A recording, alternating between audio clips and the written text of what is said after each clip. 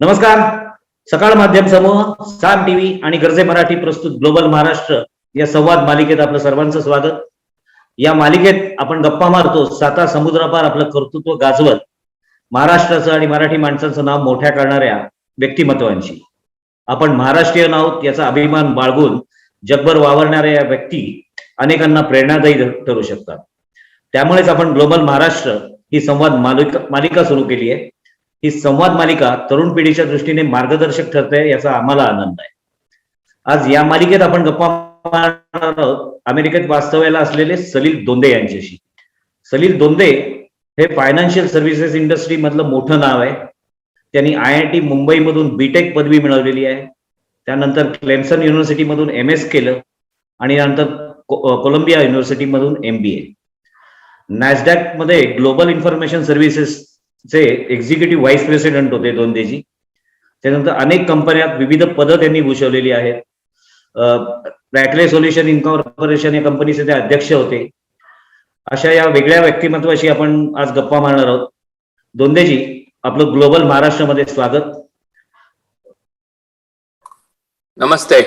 Thank you. नमस्ते. सगळ्यात पहिल्यांदा मी आपल्या बॅकग्राऊंडकडे जाण्याच्या अगोदर आपलं जे काम आहे, आपल्या कामाचं जे स्वरूप आहे ते मलाही जाणून घ्यायला आवडेल आणि आमच्या प्रेक्षकांना वाचकांनाही जाणून घ्यायला आवडेल. बर, ठीक आहे. काम तर सगळेच करतात आणि माझी फिलॉसॉफी अत्यंत सोपी आहे की आपण हेच काम करावं जे आपल्याला आवडतं आणि जे आवडत नाही ते कधीही करू नये.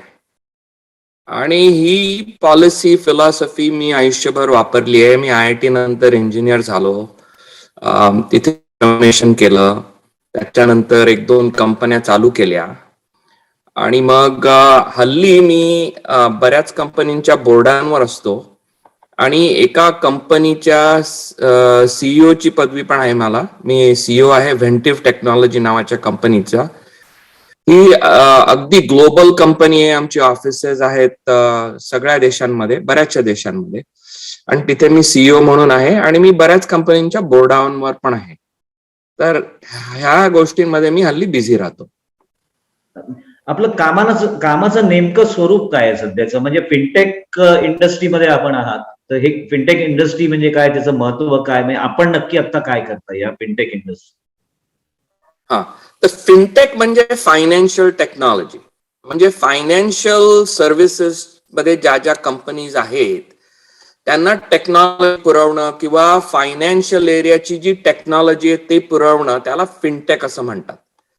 आत्ताची जी कंपनी आहे त्या कंपनीत आम्ही रिस्क मॅनेजमेंट सॉफ्टवेअर बनवतो आणि विकतो. म्हणजे काय की कुठली एखादी मोठी ट्रकिंग कंपनी आहे किंवा कुठलं तरी मोठं दुकान आहे, तर तिथे काही अपघात झाला, काही ऍक्सिडेंट झाला, कोणाला लागलं, तर रेग्युलेशन प्रमाणे हे सगळं ट्रॅक करून ह्या लोकांना इन्शुरन्स प्रीमियम्स भरून त्यांचं सगळं नीट सविस्तर होतंय का नाही हे बघण्याकरता हे सॉफ्टवेअर आहे.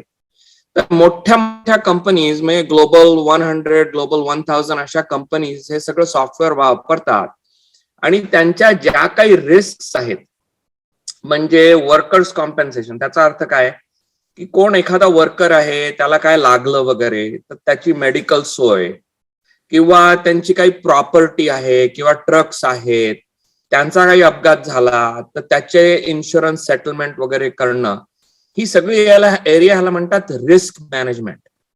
आणि कंपनीज, मोठ्या मोठ्या कंपनीजचं असं खूप ग्लोबल रिस्क खूप असतं आणि त्यांना ठरवायला लागतं की कुठलं रिस्क मी स्वतः अब्सॉर्ब करू. आता तुमची गाडी आहे, तुमच्या गाडीवर इन्शुरन्स आहे नाही का, आता त्या इन्शुरन्सचं डिडक्टेबल किती ठेवावं. डिडक्टेबलचा काय अर्थ की तुम्ही स्वतःच्या खिशातनं किती खर्च करणार. तसंच ह्या मोठ्या मोठ्या $multi-million ज्या रिस्क आहेत त्यातला कुठला पोर्शन मी आपली कंपनी ठेवणार आणि दुसरा पोर्शन इन्शुरन्सला देणार, हे सगळं डिसाइड करायचं जे सॉफ्टवेअर आहे ते सॉफ्टवेअर आम्ही बनवतो हल्ली आणि ते सॉफ्टवेअर आम्ही सगळ्या मोठ्या मोठ्या कंपनीजना विकतो.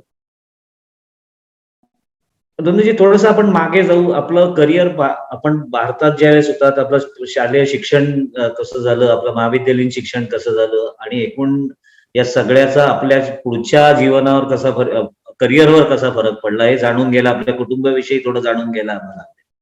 तर मी वाढलो दादर हिंदू कॉलनीमध्ये आणि माझं घर म्हणजे त्या काळी आम्ही म्हणायचो किंग जॉर्ज शाळा, आता हल्ली म्हणतात Indian education societies English medium school. त्या शाळेच्या अगदी बाजूला माझं घर. म्हणजे काय की शाळेची 10:50 बेल झाली का मग मी माझी बॅग आणि बूट घालायची तयारी करायचो आणि चांगलेपणे 11च्या आधी मी वर्गात पोचायचो. तर मी वाढलो हिंदू कॉलनीत, गेलो SIS कॉलेजला. SIS ला माझी आई प्रोफेसर होती आणि ती बायोलॉजी शिकवायची. आणि SSC नंतर मला मार्क चांगले होते म्हणून मी बऱ्याच कॉलेजेसमध्ये ऍडमिशन घेऊन आलो. तर घरी आलो तर मी म्हटलं की आता जय हिंद कॉलेजला जाणार. तर आई बाबांना फार धडकी बसली की अरे आई तुझी SIS ला आणि तू चालला इथे जय हिंदला. तर मग मी म्हटलं आईला, बघ मला थोडी कॉलेजमध्ये थोडी मजा करायची, काय शाळेत झालं रखडलो, आता तू तिथे माझ्या मागे पिच्छा करणार म्हणजे हे काय बरोबर नाही. मग मी तिच्याकडनं अट घालून घेतली की हे बघ मी SIS ला एका अटीवर यायला तयार आहे की तू हेड ऑफ द डिपार्टमेंट आहेस बायोलॉजीचं, तुझं ऑफिस माझ्या लेक्चर्सच्या फ्लोअरवर असता कामा नाही. म्हणजे माझी जिथे जिथे लेक्चर्स होतील तिथे तू फिरकायचं नाही आणि कुठल्याही प्रोफेसरनी तुला येऊन कंप्लेन केलं तरी ते तू मला सांगायचं नाही आणि तू मला कुठलाही विषय शिकवायचा नाही. ही अट जर तुला मंजूर असेल तर मी नक्की SIS कॉलेजला जाईन. ह्या अटीवर मी SIS ला गेलो आणि त्याच्यानंतर मग मी IIT ला गेलो आणि IIT हून मग मी अमेरिकेत आलो. तर असं माझं शिक्षण होतं मुंबईचं. पुन्हा आपण आपल्या तुमच्या प्रोफेशनकडे जाऊ. हे फिनटेक इंडस्ट्रीचं जे पोटेन्शियल आहे ते काय आहे आणि इंडस्ट्रीचं महत्व काय आहे? फिनटेक इंडस्ट्रीचं कॉर्पोरेट युगात भांडवली बाजारावर त्याचा किती परिणाम? फिनटेक हे अत्यंत इम्पॉर्टंट एरिया आहे, कारण ही आहे टेक्नॉलॉजी जी फायनान्शियल एरियामध्ये अप्लाय होते. उदाहरणार्थ तुम्ही रिलायन्सचा स्टॉक घेतला तर तो स्टॉक ट्रेड होतोय बॉम्बे स्टॉक एक्सचेंज किंवा नॅशनल स्टॉक एक्सचेंजवर. उदाहरणार्थ तर तुम्ही 100 शेअर्स विकले आणि मी 100 शेअर्स विकत घेतले, हे सगळं ट्रॅक करणं हे फायनान्शियल टेक्नॉलॉजीच करतं. सो हे जर फायनान्शियल टेक्नॉलॉजी नसली तर ह्या अशा महत्वाच्या आणि सोप्या गोष्टी होऊच शकणार नाही. तर फिनटेकचं हे एक उदाहरण मी दिलं तुम्हाला, स्टॉक मार्केटचं, स्टॉक एक्सचेंजचं. दुसरं उदाहरण देतो म्हणजे की मोठी एखादी कंपनी आहे, गोदरेज किंवा टाटा किंवा कोण म्हणा, ते त्यांचे सगळे ऑपरेशन्स चालवतात. ते ऑपरेशन्स प्रॉफिटेबल आहेत का नाही, की कुठले प्रोडक्शन पुरेसं आहे का नाही, हे सगळं ते फायनान्शियल्स मध्ये घालणं हे फार महत्वाचं असतं आणि ती फायनान्शियल टेक्नॉलॉजी हे सगळं फॅसिलिटेट करतं. आर्टिफिशियल इंटेलिजन्स असेल किंवा मशीन लर्निंग टेक्नॉलॉजी असेल, याच्या माध्यमातून बिझनेसशी संबंधित किंवा मोठ्या कंपन्यांशी संबंधित काही मोठ्या समस्या सोडवल्या गेल्या किंवा विचारही करता येणार नाही अशी प्रगती त्यांनी अचानक साधली, अशी काही उदाहरणं आहेत तुमच्यासमोर? हो, डेफिनेटली ना. कारण माझा मास्टर्सचा थिसिस होता रोबोटिक्स मध्ये आणि म्हणजे किती 80 साली, तेव्हा मी आर्टिफिशियल इंटेलिजन्स मध्ये माझं मास्टर्स केलं.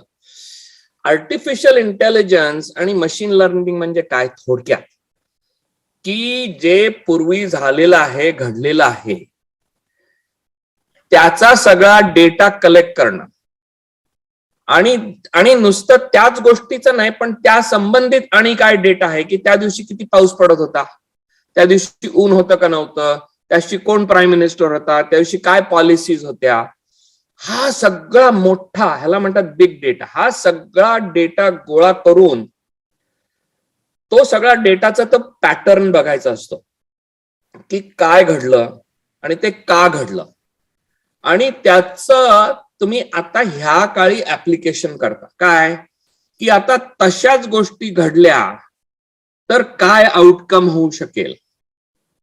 तर ह्याचे प्रॅक्टिकल एक्झाम्पल्स खूप आहेत की मी 10 वर्षापूर्वी पाऊस पडला. आता इथे अमेरिकेत बर्फ खूप पडतो. मी पाऊस पडला आणि बर्फ पडला होता आणि मी वर माझ्या ड्रायव्हेवरनं चालत गेलो, किंवा मी जिना उतरून, ओला जिना होता, घसरडा जिना होता, त्यावरनं खाली उतरलो आणि मी पडलो आणि मला लागलं. आता तिथे रेलिंग नव्हतं मला धरायला. तर तेच उदाहरण आत्ता घेतलं की अरे तसाच जिना ओला आहे, घसरडा आहे आणि मी तसाच उतरतोय पण रेलिंग आहे, तर मी पडीन का, तर मला लागेल का. हे मी अत्यंत सिंपल उदाहरण देतोय, पण हे उदाहरण मला लागलं तर इन्शुरन्सचा प्रीमियम किती कमी होईल नाही का. मी जर प्रूव्ह केलं की असा ओला जरी जिना असला आणि मी पडलो तरी मला लागणार नाही असं प्रूव्ह केलं तर इन्शुरन्सचा खर्च खूप कमी होतो. तसंच गाड्या चालवणं. आता ही गाडी, ही लेन बदलतेय का नाही, ही नीट बदलतेय का नाही, बदलला लेन तर दुसऱ्या गाडीशी ऍक्सिडेंट होईल का नाही, ह्या सगळ्या गोष्टींचा सगळं हे आर्टिफिशियल इंटेलिजन्स म्हणूनच आहे. तुम्ही अमेझॉनला गेला आणि एखादं पुस्तक विकत घेतलं तर तुम्हाला ते एक लहानसं सजेशन येतं की तुम्हाला हे देखील पुस्तक आवडेल. ते कशावर येतं, ते आर्टिफिशियल इंटेलिजन्समुळे, की तुम्हाला अशा प्रकारची पुस्तकं आवडतात म्हणून कदाचित तुम्हाला हे पुस्तक आवडेल. हे सगळे सिंपल आर्टिफिशियल इंटेलिजन्सची उदाहरणं आहेत. थोडक्यात एका छोट्या उदाहरणापासून जरी तुम्ही जरी सांगितलं असेल की एक छोटं जिन्याचं उदाहरण तुम्ही दिलं, पण एखाद्या कंपनीच्या व्यवहारांपर्यंत ज्यावेळेस आपण येतो, थोडक्यात हे कुठंतरी देशाच्या अर्थकारणाशी जोडलं गेलेलं आहे, देशाच्या प्रगतीसाठी जोडलं गेलेलं आहे असं म्हणता येईल आपल्याला सगळ्या गोष्टी. हो हो हो, डेफिनेटली, अगदी डेफिनेटली. उदाहरणार्थ आता देशाची प्रगती म्हणजे आपण मेडिकल फील्ड धरू, यांनी देशाची प्रगती होतेच नाही का. तर मेडिकल फील्ड धरू. मेडिकल फील्डनी आता मला एक एक्झॅक्ट उदाहरण माहिती आहे की रेडिओग्राफ्स म्हणजे एक्सरेज, चेस्टचे एक्सरेज काढतात आणि असे लाखो लेडीजचे चेस्ट एक्सरेज घेतलेले आहेत आणि त्या एक्सरेजचा डेटा डिजिटाईज केला, म्हणजे काय कम्प्युटरमध्ये घातलेला आहे तो डेटा, आणि त्या डेटावरनं कुठल्या बायकांना उदाहरणार्थ ब्रेस्ट कॅन्सर झाला ते हे कोरिलेशन काढलेलं आहे. आता आज कुठल्या एका बाईचा जर एक्सरे घेतला आणि त्याच्यात तीच पॅटर्न्स दिसली तर चान्स काय आहे की त्या बाईला ब्रेस्ट कॅन्सर होण्याचा चान्स खूप जास्त आहे. म्हणून तुम्ही इन ऍडव्हान्स ट्रीटमेंट चालू करू शकता किंवा काहीतरी करू शकता. काय हे प्रिडिक्टिव्ह होतं. आता हे मी मेडिकल फील्डमध्ये दिलं आणि हे असे मेडिकल ऍडव्हान्समेंटमुळेच तर देशाची प्रगती होते नाही का, उदाहरणार्थ. बरोबर. नंदीजी, मला एक विचारायचं की हे खासगी कंपन्यांबाबत की या मोठ्या प्रमाणात अशा टेक्नॉलॉजीज वापरल्या जात आहेत, तर अमेरिका सारख्या देशात जे पब्लिक सर्व्हिसेस आहेत किंवा लोकांशी संबंधित सर्व्हिसेस आहेत, काही यंत्रणा आहेत, त्यांच्यासाठी अशा काही गोष्टी वापरल्या जातात. हो, तिथे देखील आता वापर चालू झालेला आहे. उदाहरणार्थ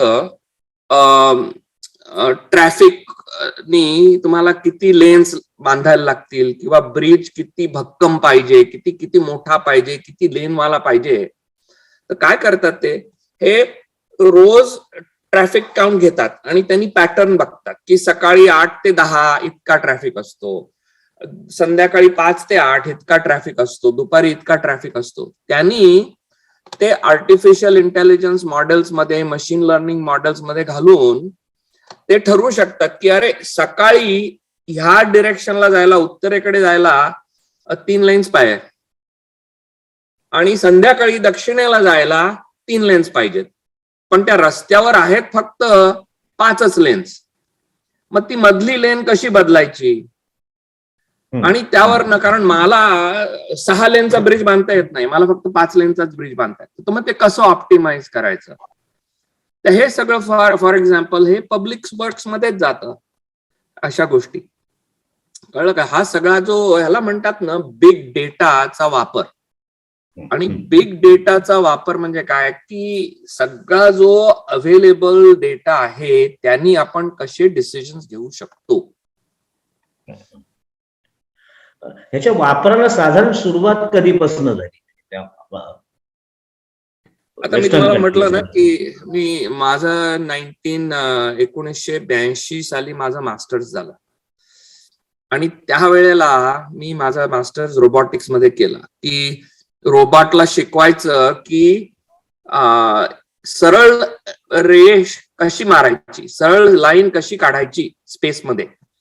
हे त्या काळी फार कठीण होतं माहितीये का? आता आपल्याला वाटतं अरे सरळ लाईन स्पेसमध्ये काढणं किती सोपं आहे, पण त्या काळी काही खूपच कठीण होतं 82 मध्ये. आणि तेव्हापासनं हे चालू झालेलं आहे, आणि कम्प्युटर्सची जी हळूहळू पॉवर वाढत गेली आणि डेटा जसा जास्तीत जास्त मिळायला लागला तसा त्याचा वापर, त्याचा स्पीड वाढला. आणि आता कम्प्युटिंग पॉवर एवढी फिनॉमिनल आहे, आपल्या एका लहान आयफोनची पॉवर त्या काळच्या मास्टर्स थिसिसच्या कम्प्युटरच्या लखपट जास्त पॉवर आहे. तर जसा हा कम्प्युटर्स यायला लागले, जसा डेटा मिळायला लागला, तसा ह्याचा वापर जास्त चालू झाला. सगळ्या टेक्नो फंक्शनल ज्या ऍक्टिव्हिटीज आहेत जे कॉर्पोरेट वर्ल्ड वापरताय तिकडे, आपल्या इथे याचा वापर किती केला जातोय, असं काही माहिती तुमच्याकडे आहे किंवा काही अभ्यास आहे याचा? आपलं कॉर्पोरेट जगत किती वापरतं या सगळ्या गोष्टी? बघा, आपल्या कंपनीज आता वर्ल्ड क्लास कंपनीज व्हायला लागलेल्या आहेत इंडियातल्या. काय हे मोठी मोठी नावं आहेत, त्या companies are absolutely on par with other global companies. त्यांचे सगळे मेथडॉलॉजीज वगैरे वगैरे सगळे अत्यंत सफिस्टिकेटेड आहे. बँकेत फ्रॉड हा मोठा प्रॉब्लेम आहे सगळ्या बँकांना, की फ्रॉड कसा होतो आणि कोण करतं. तर तिथे इंडियातल्या सगळ्या मोठ्या बँका हे वापरत आहेत हे टेक्निक्स, की हा फ्रॉड प्रेडिक्ट कसा करावा. हे क्रेडिट कार्ड मी आता इथे वापरलंय तिथे वापरलंय, हा सलील दोनदेच वापरतोय, खरं आहे का नाही, का कोणतरी सोम्या गोम्या वापरतोय. सो हे सगळं प्रेडिक्ट करायला आपल्या इथल्या मोठ्या मोठ्या कंपनीज चालू तर करतातच आहेत, पण हल्ली मीडियम साईज कंपनीज मध्ये पण चालू झालेलं आहे. आपण नॅसडॅक मध्ये काम केलेलं आहे, तर भारतीय स्टॉक एक्सचेंजनी या टेक्नो फंक्शनल ऍक्टिव्हिटीज बद्दल नॅसडॅक कडून काय शिकायला काय?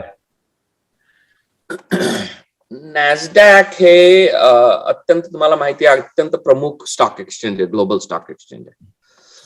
आणि सगळ्या गेल्या वर्षी नॅसडॅक वर जास्त कंपनीजनी लिस्टिंग केलं कुठल्याही दुसऱ्या स्टॉक एक्सचेंज पेक्षा. इथल्या अमेरिकेतल्या दुसरा मोठा एक स्टॉक एक्सचेंज आहे, त्याचं मी नाव घेत नाही आता, कारण तो माझ्या पूर्वीच्या कंपनीचा कॉम्पिटिटर होता, तर त्याचं नाव घेऊन मी असा घेऊच शकत नाही.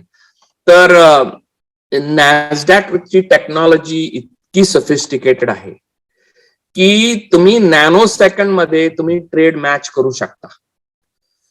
त्यांचे डेटा आणि मशीन लर्निंग, ज्याला मीच सुरुवात केली नॅसडॅक मध्ये 2015 साली, ती टेक्नॉलॉजी त्या प्रमाणाने अजूनही मला वाटत नाही असेल, पण अजून मला वाटत नाही की जी इंडियन स्टॉक एक्सचेंजेस मध्ये आलेली आहे.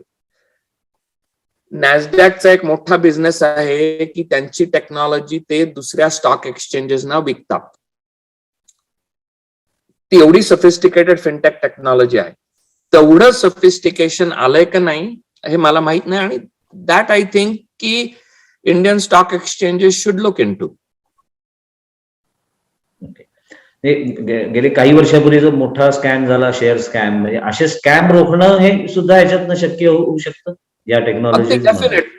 कारण पॅटर्न्स मिळतात ना, पॅटर्न्स मिळतात की अरे ह्या माणसांनी ह्या कंपनीचे एवढे लाखो शेअर्स विकले आणि त्याच्या दुसऱ्या दिवशी ह्या कंपनीचा स्टॉक एवढा धाडकन पडला एनरॉनचं उदाहरण घ्या, एवढा धडकन पडला. तर ह्या व्यक्तीला काय माहित होतं? कारण तुम्ही प्रायव्हेट नॉलेजवर पब्लिक शेअर्स ट्रेड करू शकत नाही. मग त्याला काय माहिती होतं? हे स्कॅम सगळे शोधून काढू शकतात. अशी काही उदाहरणं घडली आहेत नॅसडॅक मध्ये सुद्धा, काही स्कॅम बाहेर आले या टेक्नॉलॉजीच्या माध्यमातून? नाही नाही, मुख्य फायदा टेक्नॉलॉजीचा काय की हे प्रिव्हेंट करणं, that is the biggest thing. आणि नॅसडॅक मध्ये खूप टेक्नॉलॉजी त्यांनी हे प्रिव्हेंट होतात आणि हे व्हायच्या आधीच ते पकडतात आणि ते ट्रेड स्टॉप करतात. सो हा स्कॅम झाल्यावर पकडण्यापेक्षा स्कॅम प्रिव्हेंट करणं ह्याच्यात जास्त व्हॅल्यू आहे त्याची. आता आपल्या सरकारने सगळं डिजिटल इंडिया जे सगळं चालू केलेलं आहे, तर त्याच्यात कुठेतरी याचा विचार कधी झालाय असं वाटतं तुम्हाला या सगळ्या गोष्टींचा? हो हो, अगदी नक्कीच.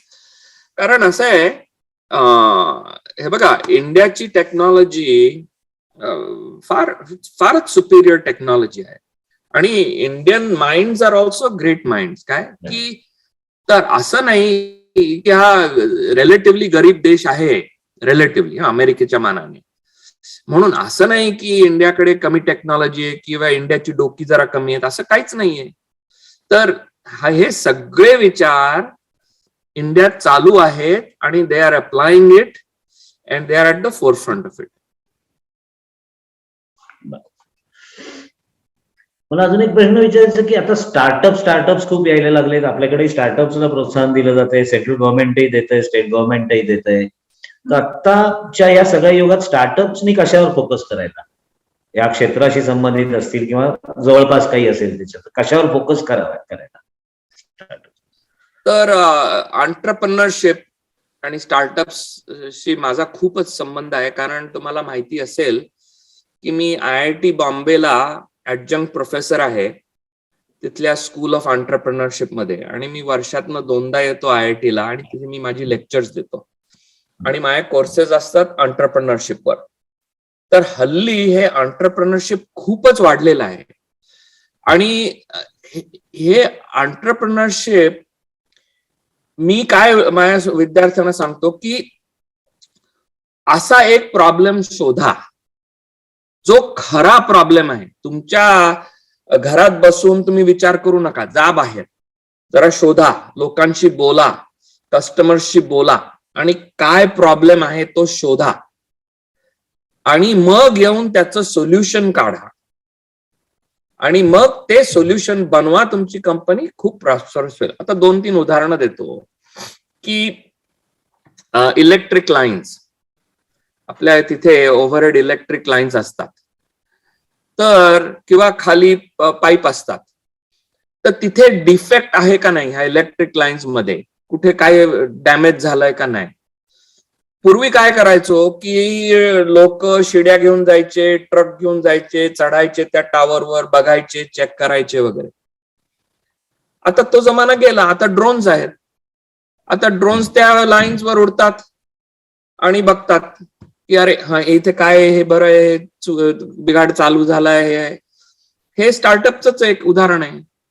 तर इंडियातले स्टार्टअप्स बऱ्याच गोष्टीवर फोकस करू शकतात. फिनटेकवर तर करूच शकतात कारण तिथे खूप ऑपॉर्च्युनिटी आहे. ऍग्रिकल्चर टेक, त्याला म्हणतात ऍग्टेक, ऍग्रिकल्चर टेक्नॉलॉजीवर फोकस करू शकतात. मेडटेक, मेडिकल टेक्नॉलॉजीवर फोकस करू शकतात.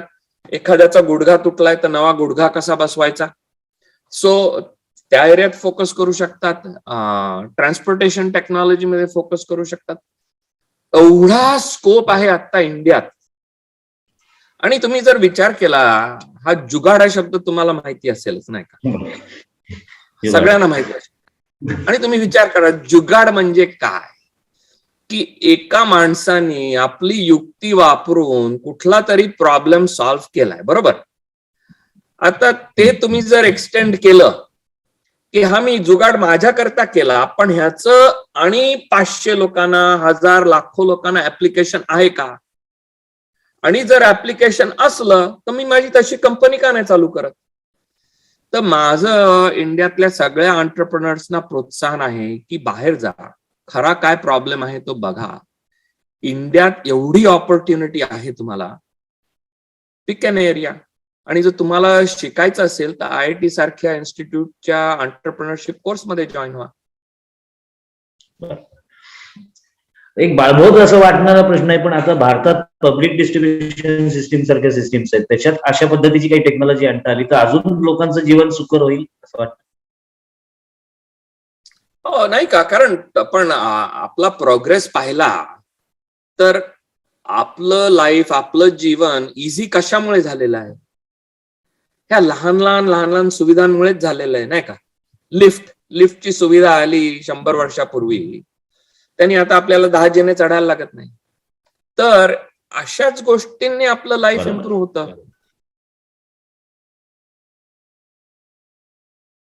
एक्झॅक्टली. आता जे नवीन आताच्या बजेटलाही आलं की सेंट्रल बँक हे डिजिटल करन्सी कन्सेप्ट, तर त्याच्याबद्दल आपण कशा पद्धतीने विचार करता? ही डिजिटल करन्सी होणारच. मी त्याच्यावर लेक्चर्स देतो. त्या प्रकारच्या एका कंपनीत माझा इन्व्हेस्टमेंट देखील आहे. तर हे बिटकॉइन चालू झालं काही बऱ्याच वर्षापूर्वी. ते का चालू झालं? कारण लोकांना वाटत होतं की गव्हर्नमेंटल आणि सेंट्रल बँकचा कंट्रोल नकोय आणि मला करन्सी तयार करायची आहे. म्हणून त्यांनी ही छान नवी टेक्नॉलॉजी त्यांनी इन्व्हेंट केली. पण गव्हर्नमेंटचा कंट्रोल नसणं हे कठीण आहे, नाही का? आणि गव्हर्नमेंटचा कंट्रोल असावाही. हे सगळं अगदी फ्री रेन कोणी काही करावं हे योग्य नाही. तर आता सेंट्रल गव्हर्नमेंट सगळे काय करतायत, इंडियाचं धरून, की ते स्वतःची डिजिटल करन्सी आणायला बघतायत. आणि डिजिटल करन्सी म्हणजे काय? रुपयाची नोटची गरज नाही. आणि माझ्या फोनवर सगळं आहे, त्यांनी मी पेमेंट करणार आणि ते टोकन तुम्हाला जाणार आणि दॅट इज अ ट्रान्झॅक्शन. तर हे डिजिटल करन्सीचा वापर खूप होणार आहे आणि इंडियन गव्हर्नमेंट देखील त्याच्यावर खूप रिसर्च करत आहे. उदाहरण देतो, आता एल साल्वाडोरच का इक्वेडॉर, मला नक्की आठवत नाही, तिथे त्यांनी हे बिटकॉइन हे नॅशनल करन्सीच बनवून टाकलेली. आता मी प्रपोज नाही करत आहे की बिटकॉइन ही करन्सी व्हावी. Every government should have its own digital currency. आणि पण ही डिजिटल करन्सी होणारच. आता जर तुम्हाला प्रोग्रेस करायचा असेल तर you have to figure out how to disrupt yourself. तुम्ही जे करताय ते जर तुम्ही स्वतः चेंज केलं तर तुम्ही प्रोग्रेस करता. ते दुसरे कोणीतरी जरी चेंज केलं तर तुम्ही मागे पडता. तर स्वतः तुम्ही जे काय करताय ते तुम्ही स्वतः चेंज करायला पाहिजे, म्हणजे तुमचा प्रोग्रेस होईल. नाही तर दुसरे लोक तुम्हाला मागे टाकतील. तर आत्ताच जे चालू आहे, ज्या प्रकारे आपण व्यवहार करतो, पैसे भरतो, पैसे घेतो, ही जुनी मेथड झाली. आणि तर ही मेथड चेंज करणं हे गव्हर्नमेंटचं जॉब आहे. त्यांनी ते थोडे दिवस ही थोडी पॅरलल होणार आणि मग ती जुनी टेक्नॉलॉजी जाणार मागे. पण भारतासारख्या देशात, म्हणजे प्रगत देशात बऱ्यापैकी अवेअरनेस आहे याचा, बिटकॉइन किंवा डिजिटल करन्सीचा. भारतासारख्या देशात अजून तेवढं नाहीये. त्याच्यात सर्वसामान्यांची फसवणूक होण्याची कुठेतरी शक्यता आहे असं वाटतं त्याच्यात, आणि त्यासाठी काय करायला लागेल? तुम्ही विचार करा, आता महाराष्ट्रातच गेला तर महाराष्ट्रात रिलेटिव्हली जास्त ऍडव्हान्स स्टेट आहे इंडियातला. पण महाराष्ट्रातला देखील तुम्ही एखाद्या गावाला गेला, खेडेगावाला, एसटी कुठे थांबते आणि त्या गावात डॉक्टर नसतो. काही काही गावांमध्ये अधूनमधून इलेक्ट्रिसिटी असते, पाणी अजून ते विहिरीतनं काढतात, वाहतं पाणी नाहीये, तिथे बँक देखील नाहीये. आता ते बँक नाहीये तर मग लोक व्यवहार किती कठीण पडतो त्यांना की मी तुझ्याशी व्यवहार करतो.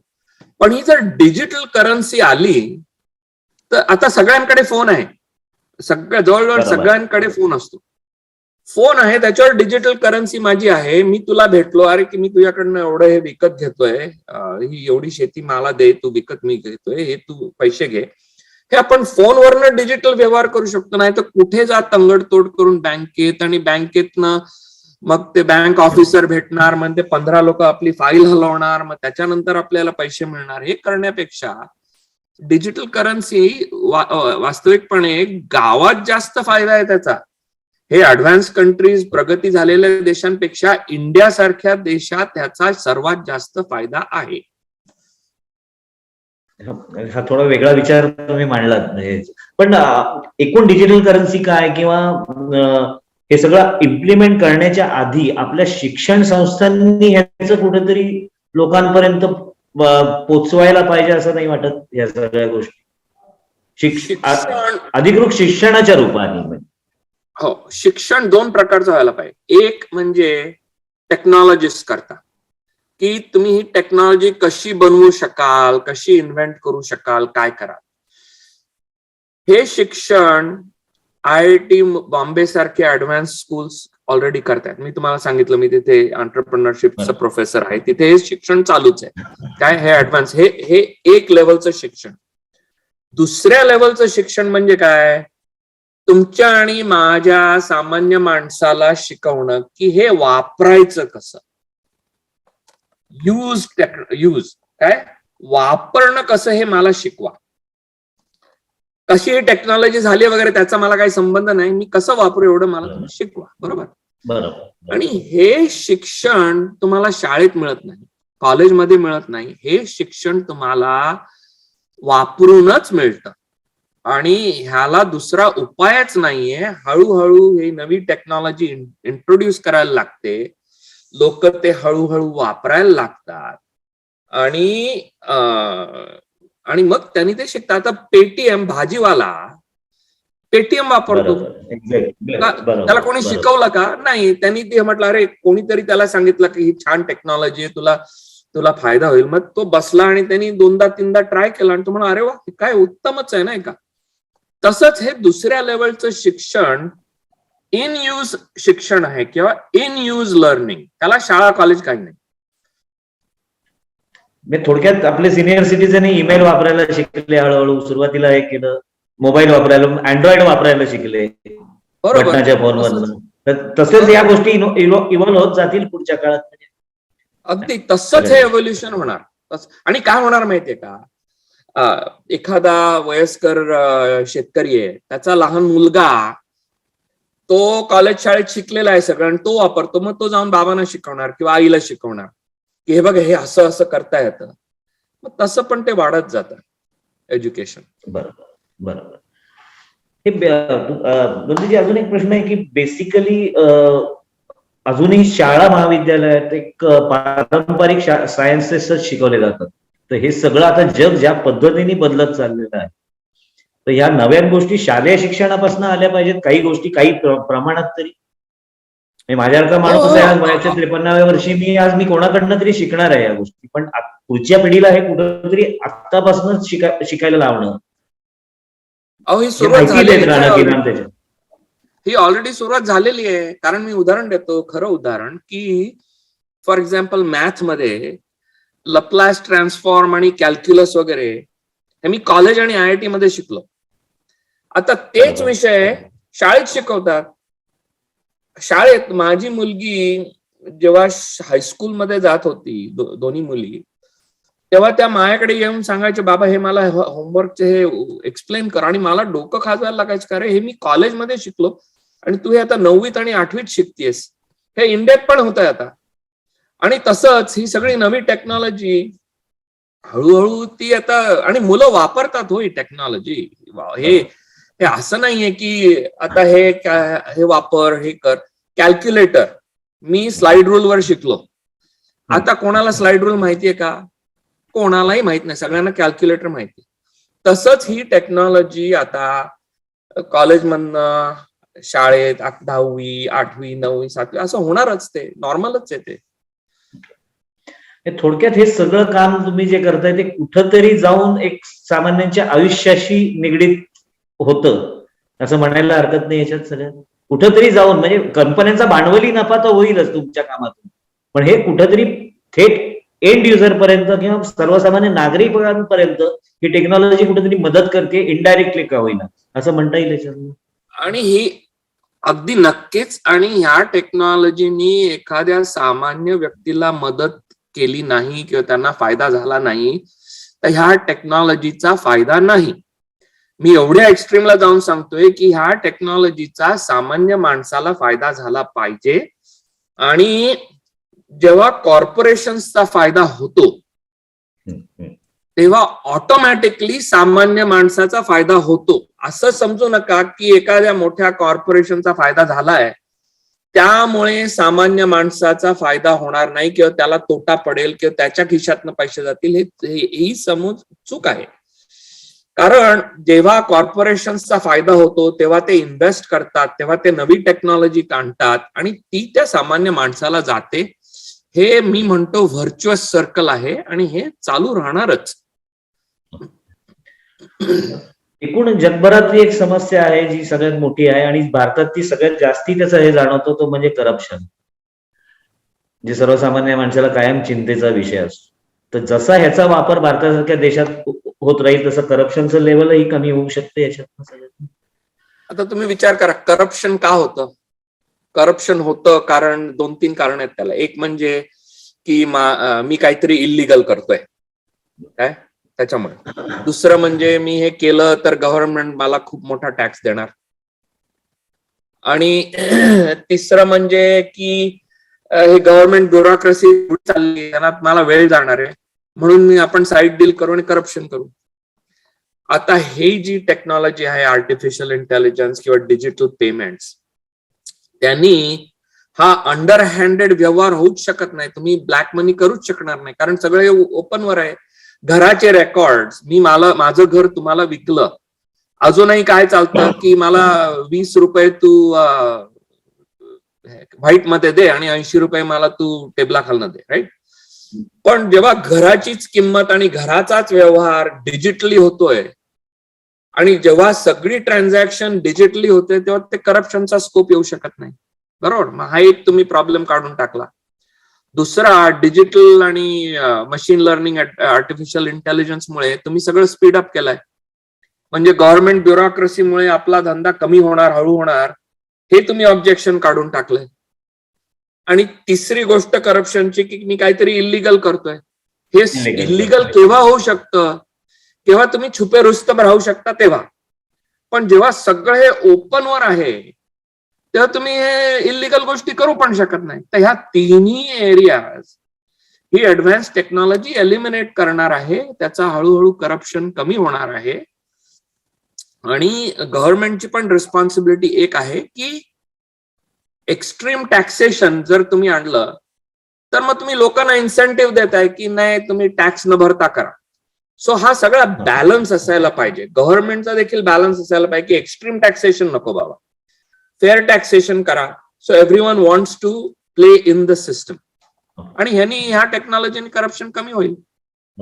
नाही, आपण डिजिटल प्रोसेस बद्दल बोललो, आपण डिजिटल करन्सीच्या बाबतीत ज्यावेळेस बोलू किंवा बिटकॉइन सारख्या करन्सीच्या बाबतीत बोलू त्याच्यात टॅक्स इव्हेजनचे इश्यूज येणार नाही.